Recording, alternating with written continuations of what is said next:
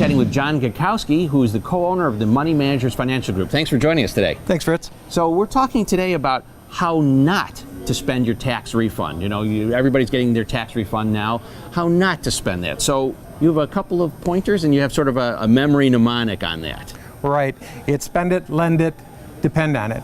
And what you don't want to do is not have an idea. Most people know you're going to be receiving a tax refund 6 or 8 weeks before it comes, and you have no idea what you're going to do with it. You want to have a plan, otherwise that money typically gets spent frivolously. What you also don't want to do is lend it. You just got off a situation where you made an interest-free loan to the government for the last year. Now what you don't want to do is compound that by lending the money to someone else who probably will not pay you interest and you might never see again. They might not be as creditworthy as our government. And the last is, what you don't want to do is depend on your refund.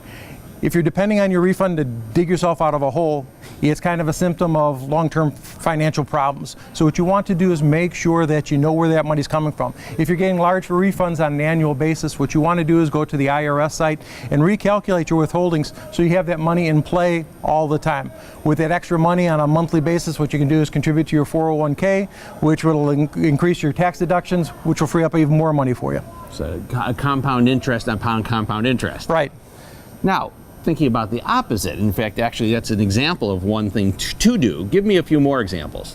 What you'd want to do for most people is, if you're in a situation where you're in debt, take a look at the high interest rate, typically credit cards, and pay those off. Come up with a strategy to pay off those debts. What you want to do is pay off the high interest rates and then go to non-deductible loans, then to your mortgage, or add to additional savings.